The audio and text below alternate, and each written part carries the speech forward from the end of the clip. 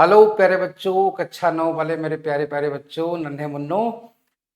आपके एनसीईआरटी की बुक का जो सेकंड चैप्टर है, लॉज ऑफ मोशन, फोर्स, वो चैप्टर मैं लेकर के आया हूँ आज। और आज हम लोग जानेंगे फोर्स के बारे में, समझेंगे क्या होता है, कैसे, क्यों, है ना। ये सारी की सारी चीजें, क्योंकि न्यूटन चाचा ने हमें पहले से इसके बारे में बता गए थे और कुछ नियम दे करके गए थे, कुछ लॉज दे करके गए थे। वो कौन से लॉज थे वो आज हम लोग पढ़ेंगे, है ना। बड़ा इंटरेस्टिंग चैप्टर है ये, इसको पूरा पढ़िएगा, एकदम जबरदस्त मजा आ जाएगा आपको, है ना। तो शुरू से लेकर के अंत तक आप एकदम पूरा वीडियो देखिएगा। और हाँ, अगर आपने चैनल को सब्सक्राइब नहीं किया है तो सब्सक्राइब कर लो इस चैनल को, और वीडियो को लाइक वाला बटन जरूर दबा देना। कैसा लगा ये वीडियो कमेंट बॉक्स में हमें लिख के जरूर बताना, ठीक है ना। तो चलिए हम लोग शुरू करते हैं लॉज ऑफ मोशन, और इसी में हम लोग सीखेंगे फोर्स के बारे में। न्यूटन चाचा पहले बता गए थे, ठीक है। चलिए, तो न्यूटन चाचा हमें क्या बता गए थे वो सारी चीजें हम लोग समझेंगे। पहली चीज तो ये जाने कि ये फोर्स होता क्या है ना। फोर्स क्या होता है इसके बारे में हम लोग जानेंगे। जब कभी भी कोई भी बोलता है फोर्स, तो देखिए, कोई भी बॉडी हो, कोई भी बॉडी जब कहीं रखी होती है, तो हम लोग अगर उसे कहीं दूसरी जगह अगर भेजना चाहते हैं तो जरूरी है कि उसमें पहले मोशन प्रोड्यूस करी जाए। अगर वो रेस्ट में रखी हुई है ना, तो हम लोग उसे धकेलेंगे, पुश करेंगे, या उसे अगर अपने पास लाना है तो हम उसे अपनी तरफ पुल करेंगे, खींच के लाएंगे। तो ये जो पुश या पुल होता है, जो किसी बॉडी की स्टेट चेंज कर देता है, रेस्ट से मोशन में ले आता है, या कोई चीज चल रही है और उसे रोकना चाहते हो तो हम उसे पुश करेंगे, है ना। तो ऑब्वियसली बात है कि उसी पुश या पुल को ही हम लोग बोलते हैं क्या, फोर्स बोलते हैं, फोर्स। इसी को हम लोग बल बोलते हैं हिंदी में, इसी को देसी लैंग्वेज में ताकत भी बोलते हैं। वाओ, मैंने एक बहुत बड़ा सा पत्थर मैंने धकेल दिया, मैंने फोर्स लगा दिया उस पर, बोलते हैं, है ना। मैंने ताकत लगा दी, मैंने उसमें बल लगाया, बहुत ताकत लगानी पड़ी तब पत्थर वो रास्ते से हटा। तो कहने का मतलब आप फोर्स लगा रहे हो। तो जैसे चिंटू अपने चाचा के साथ कार से पहाड़ी इलाके में जा रहा था, रास्ते में पत्थर मिल गया खड़ा हुआ रास्ते पे, है ना। क्योंकि पहाड़ी इलाकों में पत्थर गिर जाते हैं ऊपर से, तो रास्ते में गिर गए। चिंटू चिंटू के चाचा ने बहुत सारी ताकत लगाई, तब जाकर के वो पत्थर हटाया। तो कहने का मतलब ये है कि दोनों ने फोर्स लगाया था, उन्होंने पुश वाला फोर्स लगाया, उसको धकेल दिया किनारे से, है ना। तो इस तरीके से वो भी उन्होंने फोर्स लगाया था। ऐसे ही एक देखा कि एक पत्थर उधर से चलता हुआ आ रहा है, लुढ़कता हुआ, चिंटू चिंटू की ओर और चिंटू चिंटू के चाचा की ओर। तो दोनों लोगों ने उसको, पत्थर को धीरे धीरे से उसको रोकने की कोशिश करी। वो उनकी ओर आ रहा था, तो ये उस पर अपोजिट डायरेक्शन में पुश कर रहे थे। तो धीरे धीरे उसकी स्पीड कम होती गई, फिर वो रुक गया। इस तरीके से चिंटू चिंटू के चाचा बच के निकल गए, है ना। तो वही होता है फोर्स। दूसरी चीज, एक बैल था, बैल, और वो उसको गले में रस्सी बंधी थी, उसको एक खूंटी में गाड़ दिया रामू ने। रामू एक किसान था, मगर वो बैल बहुत उद्दंड था, शैतान था। उस दिन उसको लड़ने का मन था, तो बैल ने पूरी ताकत लगाई, रस्सी उसने तोड़ दी, ओ माय गॉड, और वो भाग गया, है ना। तो वहां पर भी उसने फोर्स लगाया था, ठीक है ना। दूसरी चीज, एक बार क्या हुआ, चिंटू चिंटू के चाचा दोनों लोग कहीं कार से जा रहे थे, उनकी कार फंस गई किसी कीचड़ में। अब वो मतलब कार जो है ना, कार का इंजन पूरी कोशिश तो करे निकालने की, मगर निकाल नहीं पा रहा। तब उसके बाद में कार में आगे से रस्सी को बांध करके उसके बाद एक ट्रैक्टर से कार को खींचा गया। तो ट्रैक्टर ने फोर्स लगाया, पुलिंग वाला फोर्स लगाया, पुल किया, तो उस तरीके से वो कार वहां से निकल गई। तो इस तरीके से हम लोग ये देख रहे हैं कि फोर्स जो होता है, बल, जो पुश या पुल होता है, वो कितना ज्यादा इंपॉर्टेंट होता है। कई बार हम किसी बॉडी पर खुद डायरेक्ट फोर्स लगाते हैं या अपनी ओर खींचते हैं उसे, है ना। मगर कई बार कुछ ऐसी भी इंसिडेंट्स होते हैं जहां पर एक बॉडी किसी दूसरी बॉडी पर फोर्स लगा रही होती है, मगर हम उसे देख नहीं पाते। ऐसा भी कई बार होता है। जैसे अर्थ, अर्थ अर्थ है ना, अपनी अर्थ। तो अर्थ के ऊपर, मतलब कोई भी चीज अगर तुम छोड़ दो, अगर ऐसे करके हवा में छोड़ना चाहो, अर्थ उसे तुरंत अपनी ओर खींच लेती है। तो यहां पर एक फोर्स लगा, मगर किसने लगाया, अर्थ ने। मगर हमने तो देखा ही नहीं कि अर्थ ने हाथ से पकड़ के उसे अपनी ओर खींच लिया हो ना, हमने नहीं देखा, क्योंकि अर्थ के हाथ नहीं है। मगर फिर भी अर्थ उसको अपनी ओर खींच रही थी। तो जब कोई भी बॉडी बिना कुछ डायरेक्ट किसी फिजिकल जो है हाथ को लगाए हुए और डायरेक्ट अपनी ओर उसे खींचती है। इस तरीके के फोर्स को बोलते हैं अट्रैक्शन फोर्स। मगर कई बार क्या होता है कि चीजें एक दूसरे से दूर भागती हैं, है ना, तो दोनों के बीच में एक ताकत लगती है और वो ताकत ऑटोमेटिकली दोनों वस्तुओं को दूर दूर कर देती है, और ऐसे फोर्स को बोलते हैं रिपल्सन फोर्स, प्रतिकर्षण बल बोलते हैं उसे हिंदी में, है ना। तो चलिए हम लोग आगे की ओर देखें, ठीक है। तो जैसे कि ये मैंने आप लोगों को बता दिया। अब जैसे यहाँ पर देखो, ये है चिंटू और वो है चिंटू के चाचा। दोनों लोग इस अलमीरा को कहीं ले जाना चाहते थे। तो चिंटू यहाँ से आगे खींच रहा है और चिंटू के चाचा उसे पीछे से धकेल रहे हैं। तो ये वाला जो फोर्स है यहाँ पर, ये वाला जो इस तरफ ये इस तरीके से लगा रहा है, तो ये पुल पुल वाला फोर्स है ना। और ये जो है ना, ये इस तरीके से ऐसे करके इस पर फोर्स लगा रहे हैं, ये तुम्हारा पुश है, ये पुश करना है इसको, ठीक है। तो ये पुश कर रहे हैं और ये इसे पुल कर रहे हैं। पुल मतलब होता है खींचना, और पुश मतलब होता है धक्का देना, है कि नहीं। तो ये चीज हमारी कंफर्म हो गई। अच्छा चलो, दूसरी चीज ये होता है कि पुश या पुल ये हमेशा किसी बॉडी की स्टेट में चेंज लाते हैं, ठीक है ना। तो यहां पर हम लोग बोलते हैं पुश या पुल, ठीक है ना। हाँ, push and pull changes the state of the body, change the state of the body. अब यहाँ पर बात आती है कि स्टेट ऑफ बॉडी क्या होती है, ठीक है। यहाँ पर बात ये आती है कि स्टेट मतलब होता है अवस्था, ठीक है, कि वस्तु की अवस्था में परिवर्तन कर देते हैं। स्टेट ऑफ द बॉडी ये होती क्या है, तो पहले ये भी चीज आप लोग समझ लो, ठीक है। जैसे जब हम लोग बात कर रहे हैं स्टेट ऑफ बॉडी मतलब वस्तु की अवस्था, ठीक है, तो ये क्या क्या होती है, ये ऐसे होती है समझना। जैसे कोई भी एक बॉडी रेस्ट में है, ठीक है ना। हाँ, रेस्ट में है, कोई भी बॉडी एक रेस्ट में है, या कोई भी बॉडी मोशन में है, ठीक है ना। तो ये कहलाती है इसकी स्टेट्स, ठीक है। जैसे कोई भी बॉडी पर आप जो रखी हुई है, जो रेस्ट में है, उसको अगर आप धक्का दोगे ना तो मोशन में आ जाएगी, ठीक है ना। इस पर अगर हम लोग पुश या पुल लगा देंगे, ठीक है ना। हाँ, पुश या पुल, तो पुश या पुल, तो ये यहाँ से मोशन में आ जाएगी, ठीक है, ये मोशन में आ जाएगी। मगर जरा सोचो कि अगर मोशन में है बॉडी और अगर आपने पुश या पुल लगा दिया, ठीक है ना। हाँ, पुश या पुल लगा दिया यहाँ से, तो दो चीजें हो सकती हैं, ठीक है। नंबर एक, या तो उसकी स्पीड बढ़ जाएगी, मोशन में है, ठीक है ना, या तो उसकी स्पीड बढ़ जाएगी या फिर उसकी स्पीड कम हो जाएगी, ऐसा भी हो सकता है, ठीक है। स्पीड का मतलब होता है उसकी चाल, है ना। धीरे धीरे चल रही है, हो सकता है तेज चलने लगे, तेज चल रही है, हो सकता है धीरे चलने लगे। तो पुश या पुल ये इफेक्ट पैदा करते हैं, ठीक है। ये फोर्स के इफेक्ट होते हैं। हम आगे पढ़ने वाले हैं, ठीक, ध्यान से देखिएगा इसको आगे की तरफ। चलिए, दूसरी चीज अब तुमसे कह रहा है कि फोर्स की कैरेक्टरिस्टिक्स क्या होती हैं, फोर्स के वो प्रॉपर्टीज क्या होती हैं, क्या इसके कैसे क्या होता है, ठीक है। तो फोर्स जो होता है उसमें मैग्नीट्यूड भी होता है, मैग्नीट्यूड और डायरेक्शन भी होती है। अब पहली चीज तो ये समझो कि ये क्या होता है मैग्नीट्यूड। मैग्नीट्यूड का मतलब होता है वैल्यू, ठीक है ना। मैग्नीट्यूड का मतलब होता है वैल्यू, जैसे नंबर में, ठीक है, वैल्यू, इसको हम लोग नंबर, इसको नंबर बोलते हैं, ठीक है। इसको नंबर, जैसे फॉर एग्जांपल कि अगर हम तुमसे पूछें कि एक कपड़ा है जिसकी लेंथ 4 मीटर है, तो यहाँ पर जो 4 मीटर है ना, 4, वो क्या है, वो मैग्नीट्यूड है, ठीक है। जैसे मैंने बोला कि ये एक धनी व्यक्ति है, रिच पर्सन है, इसके पास 1 करोड़ रुपए है, तो यहाँ पर 1 करोड़ रुपए, ये क्या है, ये मैग्नीट्यूड है, ठीक है, इसको बोलते हैं मैग्नीट्यूड।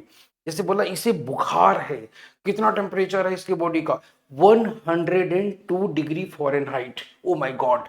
तो यहाँ पर 102 ये क्या है, ये मैग्नीट्यूड है। तो जो नंबर होता है, जो वैल्यू होती है, उसी को हम लोग बोलते हैं मैग्नीट्यूड। मगर उसके साथ एक यूनिट लिखी जाती है ना। वो यूनिट क्या बताती है कि किस क्वांटिटी का मैग्नीट्यूड है, ये किस फिजिकल क्वांटिटी का, किस चीज का मैग्नीट्यूड है ना। तो यहाँ पर हम लोग जैसे लिखते हैं, जैसे हम लोग लिखते हैं 15 न्यूटन। फोर्स की जो यूनिट होती है वो तुम्हारी न्यूटन होती है। तो ये तुम्हारा क्या है, ये तुम्हारा मैग्नीट्यूड है, ठीक है ना, ये तुम्हारा मैग्नीट्यूड है। मगर साथ में इसमें डायरेक्शन भी होती है, डायरेक्शन, ठीक है ना। हाँ, इसमें डायरेक्शन भी होती है, ठीक।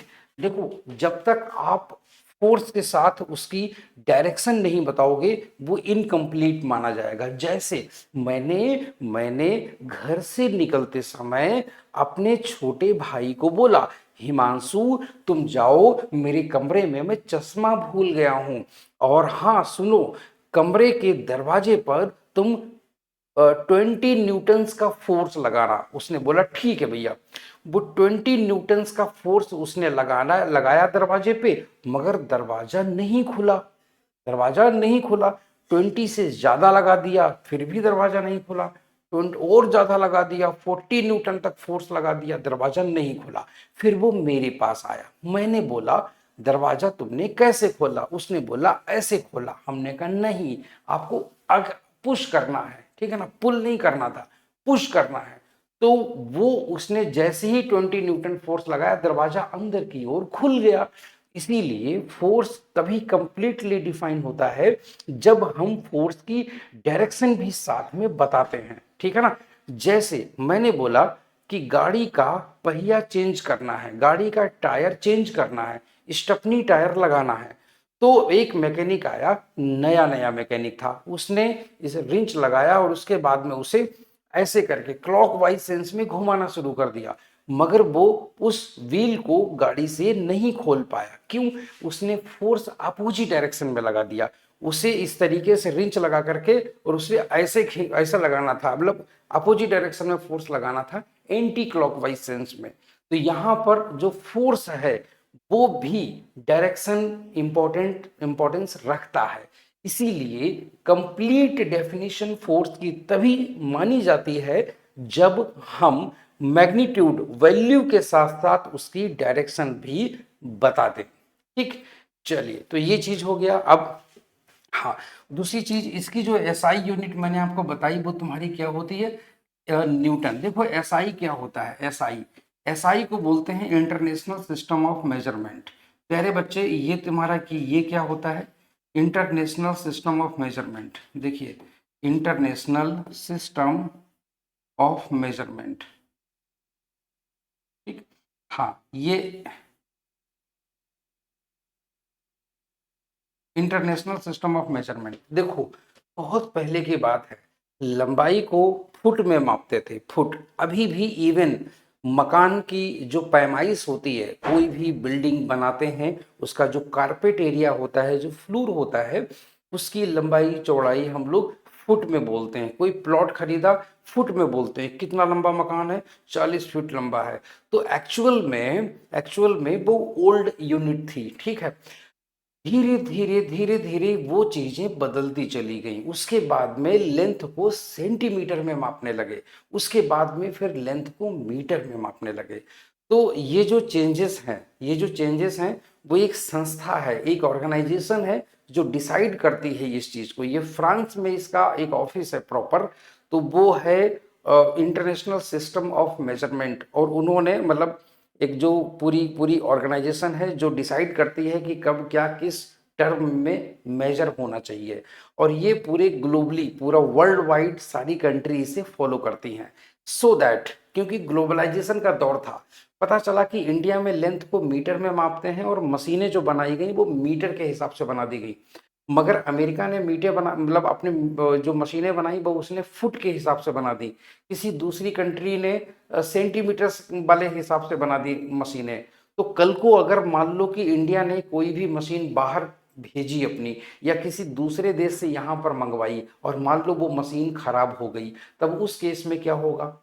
उस केस में क्या होगा? उसका जो भी एक पार्ट हमें चाहिए होगा तो उसी कंट्री से मंगवाना पड़ेगा। यहाँ तो हम फिर कोई दूसरी मशीन का तो यूज भी नहीं कर सकते, है ना। एक फॉर एग्जांपल, जैसे कि मान लो कि कोई भी कार है, कोई विदेश में बनी, अगर वहां पर उसकी स्पीड को फीट पर सेकेंड लिखा जाता, इतने फीट्स पर सेकेंड, तो वहां का जो गाड़ी का मीटर है वो फीट पर सेकेंड में स्पीड दिखाता। मगर हमारे यहाँ मीटर पर सेकेंड में भी शो करता है, या किलोमीटर पर आवर में शो करता है, ठीक है। तो यहाँ के जो रूल रेगुलेशंस हैं वो ये हैं कि इस हाईवे पर 100 किलोमीटर पर आवर के स्पीड से ज़्यादा नहीं होनी चाहिए। तो वहां पर वो फीट के हिसाब से मेजर करके देते, तो हमें यहाँ गाड़ी चलाने में बड़ी प्रॉब्लम होती है, हमें पता ही नहीं चल पाता कि इतने इसमें इतने फीट पर आवर की स्पीड दिखा रहा है, तो ये एक्चुअल में किलोमीटर्स में कितनी होगी। इसी वजह से ये मिसमैच ना हो, इसी वजह से ग्लोबलाइज्ड सारे देशों को एक ही चीज फॉलो करने के लिए कहा गया। कौन कहता है? ये एक ऑर्गेनाइजेशन है, ठीक है। तो इसीलिए हम लोग इसको बोलते हैं ये एसआई यूनिट। और देखो यहाँ पर न्यूटन नाम क्यों रख दिया गया? न्यूटन नाम इसलिए रखा गया सो दैट कि क्योंकि न्यूटन साहब जो थे ना, न्यूटन चाचा का कंट्रीब्यूशन बहुत ज्यादा है फिजिक्स में, है ना।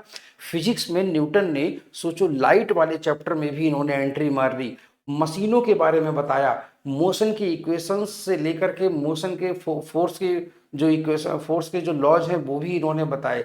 तो इवन ये साउंड में भी घुस गए थे। तो सोचो जरा कि इनका कितना बड़ा मतलब कंट्रीब्यूशन है पूरी फिजिक्स की स्टडी में, है ना। इसी वजह से इनका नाम जिंदा रहे, ये अमर रहे फिजिक्स में, इसी वजह से न्यूटन चाचा के नाम को यूनिट बता दिया गया, है ना, इस तरीके से। दूसरी चीज, इसका जो सिंबल होता है फोर्स को हम लोग एफ से डिनोट करते हैं, एफ, ठीक है ना, इस तरीके से। तो इसको याद रखिएगा कि मैग्नीट्यूड क्या होता है, डायरेक्शन क्यों बतानी पड़ती है, एसआई यूनिट क्या होती है ना, एसआई यूनिट। तो जो एसआई यूनिट है ना, एसआई यूनिट, इसी को हम लोग मीटर किलोग्राम सेकेंड सिस्टम भी बोलते हैं, मीटर किलोग्राम सेकेंड सिस्टम, ठीक है, हाँ, मीटर किलोग्राम सेकेंड सिस्टम भी बोलते हैं। आजकल यही वैलिड है, ठीक है। चलिए तो आगे की तरफ चलते हैं। अब यहाँ पर देखो, जैसे ये फुटबॉल है, फुटबॉल को अगर हमें यहाँ पर मारना है तो फोर्स हमें ऐसे लगाना पड़ेगा, है ना, ऑब्वियस सी बात है। चलिए दूसरी चीज, उसके बाद में आते हैं जरा फोर्स के इफेक्ट्स क्या क्या है। फोर्स के जो इफेक्ट्स होते हैं, तो हमने आपको एक चीज बोला था कि ये गाड़ी की स्पीड को चेंज कर सकता है ना, ये it can change the speed of the body, ये गाड़ी की स्पीड को चेंज कर सकता है। कोई गाड़ी कम स्पीड से जा रही है, जैसे फॉर एग्जाम्पल मान लेते हैं कि यहाँ से, अरे हाँ, चलिए मान लेते हैं कि यहाँ पर ये सड़क है, ठीक है, ये मान लेते हैं यहाँ पर ये सड़क है, और इस तरीके से यहाँ पर ये कोई गाड़ी जा रही है 2 मीटर पर सेकेंड, मतलब 1 सेकेंड में 2 मीटर पर सेकेंड के हिसाब से जा रही है।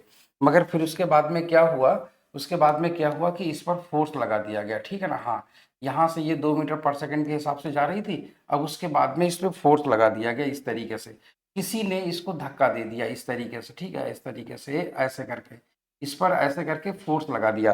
थोड़ी देर के बाद में देखा कि गाड़ी की जो स्पीड है वो तुम्हारी बढ़ गई, ठीक है, हाँ, गाड़ी की जो स्पीड है वो तुम्हारी बढ़ गई, और ये हो गई तुम्हारी 4 मीटर्स पर सेकेंड, ठीक है।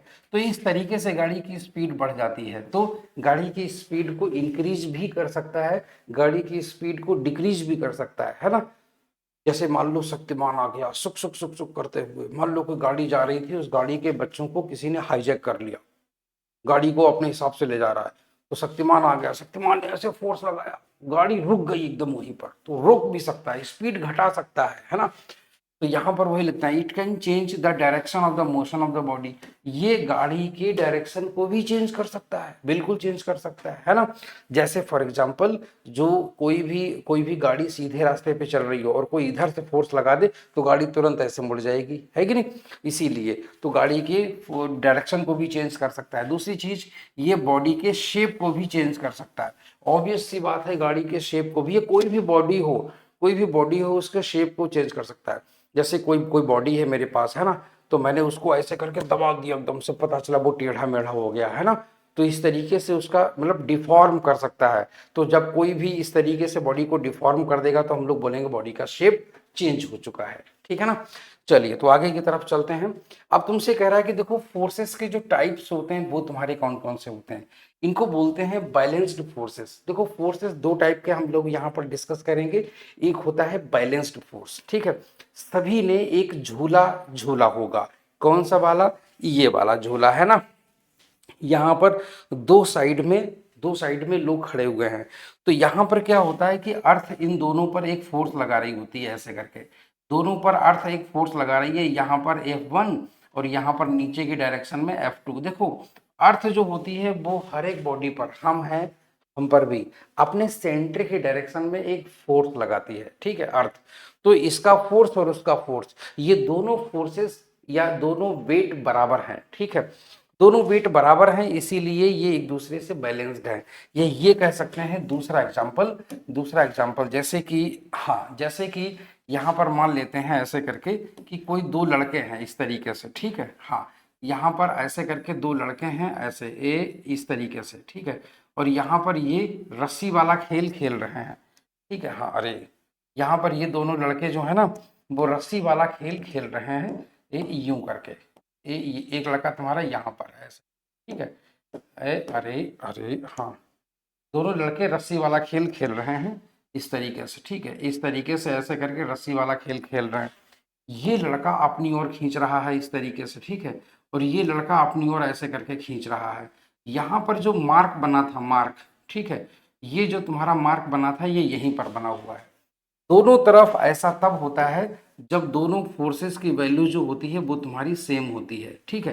तो मान लो कि अगर इसने 100 न्यूटन का फोर्स लगाया, ठीक है, 100 न्यूटन का, तो इसने भी तुम्हारा 100 न्यूटन का ही फोर्स लगा दिया, इसने भी अपनी ओर 100 न्यूटन से ही फोर्स लगा दिया। तो इस तरीके से ये रस्सी को कोई भी आदमी खींच नहीं पाया। तो यहाँ पर ये जो है ना ये तुम्हारे बैलेंस्ड फोर्सेस हैं, ठीक है, ये तुम्हारे क्या बोले जाएंगे, बैलेंस्ड फोर्सेस, ठीक है, ये बैलेंस्ड हो गए। दूसरी चीज अनबैलेंस्ड क्या हो गए, अनबैलेंस्ड का एग्जांपल देखिएगा। तो यहाँ पर हमने जैसे आपसे बोला कि बैलेंस्ड फोर्सेस, ठीक है, तो if the resultant applied force is equal to zero it is called the balanced force. देखो पहली चीज कि यहाँ पर रिजल्टेंट जो शब्द है, ये जो वर्ड है ना रिजल्टेंट, इसका मतलब क्या है, रिजल्टेंट, ये एक बड़ी बात हो जाती है समझना, रिजल्टेंट ऑफ अप्लाइड फोर्सेस, ठीक है। अगर आप जैसे कि यहाँ पर अगर आप देखें दोनों फोर्सेस को अगर आप जोड़ दें, मान लेते हैं ये F1 और ये तुम्हारा F2, तो यहाँ पर F1 प्लस तुम्हारा F2, तो यहाँ पर इन दोनों का सम हमेशा जीरो आ जाएगा। कैसे जीरो आएगा समझिएगा, राइट हैंड वाला जो फोर्स है ना वो तुम्हारा प्लस 100 न्यूटन हो गया, ठीक है, प्लस 100, मगर जो लेफ्ट वाला है इसकी डायरेक्शन अपोजिट है। जब एक फोर्स की डायरेक्शन दूसरे से अपोजिट हो तो दूसरे वाले को कि या किसी एक को नेगेटिव माना जाता है। पहले वाले को अगर पॉजिटिव मानोगे तो सेकंड वाले को नेगेटिव मानना पड़ेगा। तो जो लेफ्ट साइड में है वो हम लोग माइनस मान लेते हैं, तो टोटल तुम्हारा कितना हो जाएगा, बराबर तुम्हारा जीरो हो जाएगा। तो इस तरीके से ये जो फोर्सेस होते हैं नेट, ये जीरो होते हैं। ये बोले कि यहाँ पर मान लेते हैं ये जो एक छोटा सा कोई भी एक मतलब कुछ बंधी हुई थी बॉल गांठ कुछ भी, अगर हम इससे पूछें कि जरा बताओ तुम आगे क्यों नहीं खिसके, तो ये गांठ क्या बोलेगी, नहीं नहीं हम तो यहीं रहेंगे, हम तो यहीं थे, यहीं पर हैं। अगर ये ना आगे गया ना पीछे गया तो हम ये भी कह सकते हैं कि इस पर कोई भी फोर्स नहीं लगा है। इस पर जितना इधर लगा उतना उधर लगा, नेट में कितना लगा, टोटल फोर्स कितना लगा, जीरो। हम किसी भी बॉडी पर टोटल फोर्स जीरो तब नहीं मानेंगे अगर वो अपनी जगह से किसी भी एक साइड में खिसक जाता, डिस्प्लेस हो जाता, राइट साइड या लेफ्ट साइड में, किसी भी एक साइड में अगर वो डिस्प्लेस हो जाएगा तो हम लोग मानेंगे कि उस पर कुछ फोर्स लगा है, ठीक है ना। और अगर वो नहीं डिस्प्लेस हुआ किसी एक साइड से तो समझ जाओ कि उस पर कोई भी फोर्स नहीं लगा है, ठीक है ना। अच्छा दूसरी चीज अब तुमसे कह रहा है, हाँ ये मैंने आपको दिखा दिया, देखो टग ऑफ वॉर समझते हो, टग ऑफ वॉर यही वाला गेम था जो मैंने यहाँ पर आपको दिखाया। आपने देखा होगा कि एक बड़ा मोटा सा रस्सा होता है, रस्सी होती है, रोप है ना, ढेर सारे बच्चे इधर खींचते हैं, ढेर सारे बच्चे इधर खींचते हैं, तो वो जब दोनों पार्टीज दोनों टीमें इक्वल फोर्सेस लगा रही होती अपोजिट में, तो उस समय जो फोर्सेस होते हैं दोनों के द्वारा लगाए गए उनको बोलते हैं बैलेंस्ड फोर्स, ठीक है ना। वही बैलेंस्ड फोर्सेस हैं यहाँ पर ये वाले। तो ये चीज आप लोग समझ गए होंगे, बैलेंस फोर्सेस, ठीक है ना। अच्छा दूसरी चीज अब हम लोग चलते हैं आगे की दिशा में। देखिएगा अब इसकी प्रॉपर्टी समझिएगा, इसकी क्या कैरेक्टरिस्टिक होती है बैलेंस्ड फोर्सेस की। Balanced forces do not cause any change of state of an object. ये जो फर्स्ट लाइन लिखी हुई है इसका यही मतलब है कि अगर किसी भी बॉडी पर सभी फोर्सेस बैलेंस्ड हैं, इट मीन्स कि वो उसे हिला तक नहीं पाएंगे। जैसे मान लो पत्थर लगा है, पत्थर जैसे फॉर एग्जांपल मान लो यहाँ पर ऐसे करके ये जमीन है और यहाँ पर मान लो ऐसे ऐसे ऐसे ऐसे करके ये पत्थर रखा हुआ है, ठीक है। यहाँ पर मान लो ऐसे करके, मान लो, हाँ मान लो कि यहाँ पर ये पत्थर रखा है, ठीक है। अब सपोज दैट ये बहुत बड़ा पत्थर है, मतलब इतना बड़ा पत्थर है, एकदम से लगा जैसे एकदम राक्षस टाइप का है, लगा कि जैसे पता नहीं कहाँ से आ गया। अब आप एक चीज समझना, मगर ये पत्थर बहुत कीमती है, ठीक है। सपोज करो ये पत्थर बहुत कीमती है और कुछ गांव वालों को पता लगा कि ये पत्थर अगर हम खींच ले गए तो हम बहुत रिच हो जाएंगे। तो यहाँ से कुछ गांव वाले यहाँ आ गए, इन्होंने इन्होंने इस तरीके से इसको बांध लिया यहाँ से, ठीक है। तो यहाँ से इस तरीके से दो गांव वाले यहाँ पर ऐसे करके खड़े हो गए, ये इसको पकड़ करके अपनी ओर खींचने लगा और ये अपनी ओर इसको ऐसे पकड़ करके खींचने लगा, ठीक है। ऐसे ही यहाँ पर भी कुछ लोग आ गए दूसरी तरफ, तो दूसरी तरफ भी ऐसे ही कुछ लोग आ गए, ये भी और ये भी आकर के ऐसे करके इसी पत्थर को अपनी ओर खींचने लगे, ठीक है। हाँ, तो अब आप एक चीज समझो, यहाँ पर दोनों लोग ठीक है, इस तरीके से ऐसे करके इन्होंने यहाँ पर 100 न्यूटन का फोर्स लगा दिया इस तरफ, ठीक है। इन्होंने इस तरफ 100 न्यूटन का फोर्स लगा दिया है ऐसे करके, ठीक है। जरा मुझे एक बात बताओ, यहाँ से एक आदमी ऊपर यहाँ से एक आदमी ऊपर कोई कोई था जिसकी आंख यहाँ पर थी, एक आदमी की आंख यहाँ पर लगी हुई थी, वो इस पत्थर को ऊपर से देख रहा था। अब मुझे एक बात बताओ, ये आदमी इस पत्थर को क्या इस तरफ जाते हुए देखेगा? नहीं। क्या आदमी इस पर इसको इधर जाते हुए देखेगा? नहीं। ये आदमी का नाम है ऑब्जर्वर, क्योंकि ये इसे ऑब्जर्व करता है, देखता है क्या हो रहा है। हे पत्थर, क्या तुम इधर गए? नहीं गए। क्या तुम इधर गए? नहीं गए। मगर इस आदमी की नजर में ये पत्थर ना इधर गया ना इधर गया, इसका मतलब इस पर कोई भी फोर्स नहीं लगा। इसका मतलब जो बैलेंस्ड फोर्सेस हैं ये इस पत्थर को रेस्ट से मोशन में नहीं ला पाए, ठीक है ना। तो यहां से हम लोग ये बोल सकते हैं कि ये रेस्ट से मोशन में नहीं जा पाया, मतलब इसकी स्टेट में कोई चेंज नहीं हो पाया, है ना। तो ये चीज इसका ये मतलब हो जाता है, ठीक है। दूसरी चीज, हाँ दूसरा हम लोग देखते हैं जरा पॉइंट। दूसरा कह रहा है balanced forces are equal in magnitude and opposite in direction. देखो ये मैंने अभी आपको बता दिया है, balanced forces are always equal in magnitude and opposite in direction, ठीक है ना। मतलब वो नंबर में बराबर होते हैं और अपोजिट डायरेक्शन में होते हैं, ठीक है। चलिए दूसरी चीज, balanced forces can change the shape and size of an object. हाँ, ऐसा हो सकता है कि किसी भी बॉडी की शेप चेंज कर दें, ऐसा इसलिए हो सकता है बैलेंस्ड फोर्सेस, देखिएगा, ठीक है। और हाँ, फॉर एग्जाम्पल व्हेन अरे for example when we press a balloon from opposite sides. अब आप एक चीज समझिएगा, जैसे मान लेते हैं, हाँ मान लेते हैं मम्मी ने आटा गूंथ के रखा था, किसमें? आटा आटा आप लोग डेली रोटियां तो खाते ही होंगे, है ना।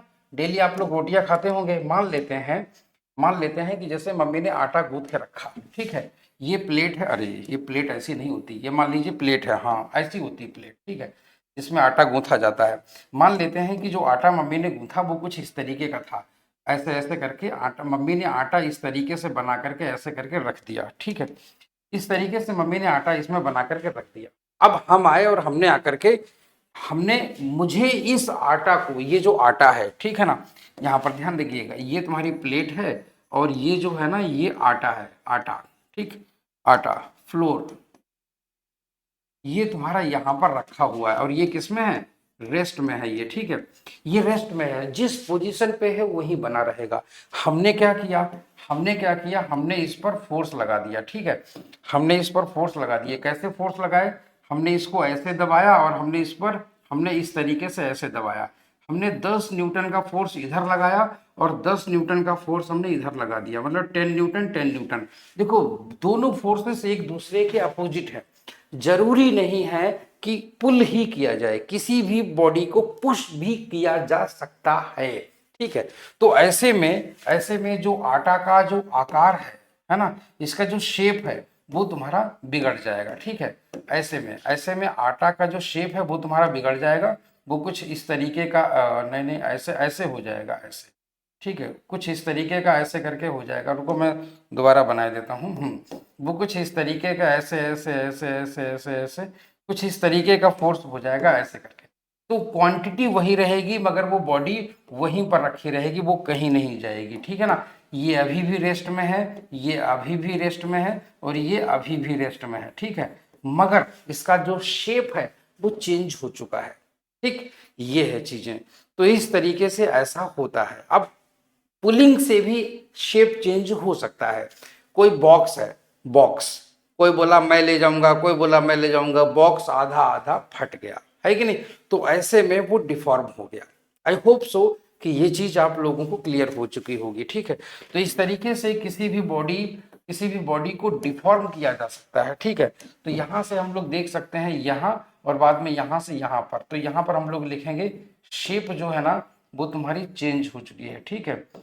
शेप जो है वो तुम्हारी चेंज हो चुकी है, शेप चेंज्ड। चलिए आगे की तरफ चलते हैं। अब आते हैं अनबैलेंस्ड फोर्सेस पर, ठीक है।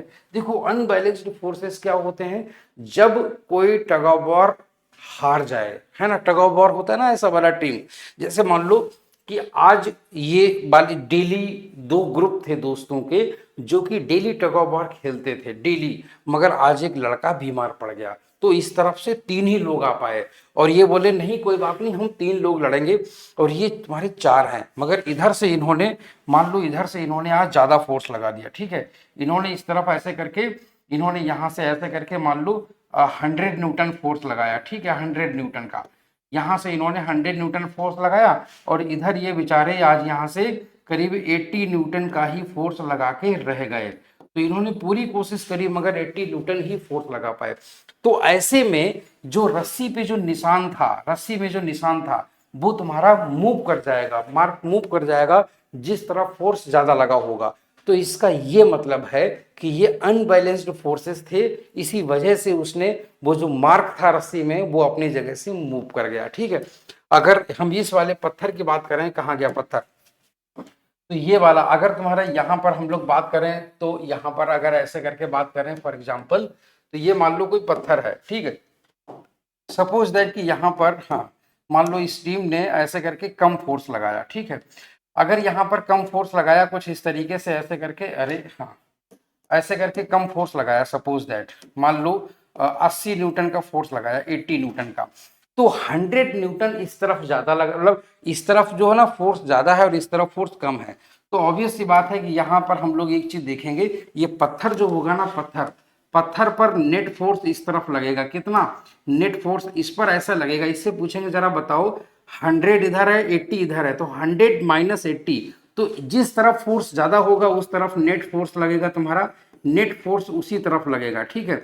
और वो कितना होता है, ज्यादा में से कम वाला घटा दिया जाता है, तो वो तुम्हारा हो जाएगा 20 न्यूटन।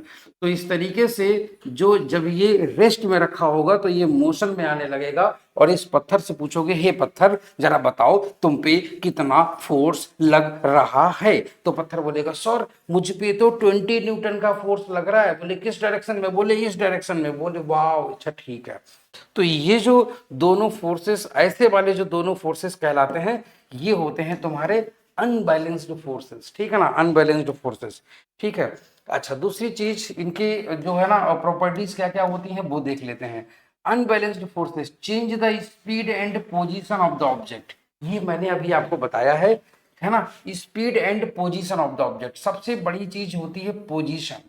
अभी मैंने आपको बताया जैसे पत्थर जहां पर रखा था वहां से खिसक गया, इसका मतलब जो दोनों फोर्सेस लगे थे वो कैसे थे, अनबैलेंस्ड थे, खिसका दिया उसको, है कि नहीं। अच्छा दूसरी चीज, change the shape and size of an object. देखो फोर्स, फोर्स चाहे बैलेंस्ड हो चाहे अनबैलेंस्ड हो, वो शेप तो बिगाड़ सकते ही हैं, है कि नहीं। शेप तो बिगाड़ सकते ही हैं, ऑब्वियसली डिफॉर्म कर सकते हैं, ठीक है ना प्यारे बच्चों। तो आई होप सो कि आप सभी लोगों को ये चीज क्लियर समझ में आ गई होगी, ठीक है। आप सभी लोगों को ये चीज समझ में आ गई होगी। आज के लिए इस वीडियो में हम लोग अभी इतना ही रखेंगे, और बाकी बची हुई चीजें कल सीखेंगे, है ना। तो मेरे साथ जुड़े रहिए इसी चैनल पे, पूरा कोर्स फ्री ऑफ कॉस्ट में यहाँ पर पढ़ाऊंगा, सारे न्यूमेरिकल्स आपके एनसीईआरटी के लगवाऊंगा, है ना। तो मेरे साथ जुड़े रहिए, और ये मेरे सोशल मीडिया अकाउंट्स हैं, आप मुझसे यहाँ पर भी जुड़े रह सकते हैं, है ना। कन्वर्सेशन में आ जाएंगे हम दोनों लोग, है ना। तो कोई भी डाउट होगा वो भी हम लोग सॉल्व करेंगे, मगर कैसे हम तक डाउट पहुंचना चाहिए, कैसे यहाँ से भी पहुंच सकते हैं, है ना। तो फिलहाल आप मेरे वीडियो से रिलेटेड अपडेटेड रहेंगे, कोई न्यूज होगी तो पता चलेगी जल्दी से। ये मेरा फेसबुक पेज है, यहाँ पर मैं बड़ी इंफॉर्मेटिव चीज़ें डालता हूँ, वीडियोज भी पोस्ट करता हूँ। ये मेरा इंस्टाग्राम अकाउंट है, आप मुझे यहाँ पर भी जुड़ सकते हैं। ये हमारे एप्लीकेशन का व्हाट्सएप चैनल है, आप इसे भी फॉलो कर सकते हैं, सो दैट कि जो भी रिलेटेड इंफॉर्मेशन हो तुरंत आप तक कन्वे हो जाए, ठीक है ना। तो आज के लिए हम लोग अभी फिलहाल इतना ही रखेंगे। थैंक यू सो मच प्यारे बच्चों। और हाँ, वीडियो को लाइक जरूर करना, चैनल को सब्सक्राइब करना बिल्कुल भी मत भूलिएगा, और अपने दोस्तों को वीडियो सरकाना भी मत भूलना, है ना। सरकाओगे कैसे? शेयर करना है आपको, बस एक क्लिक की दूरी पर, ठीक है ना। तो चलो फिर आज के लिए अभी इतना ही। Thank you so much, bye bye, take care, love you all.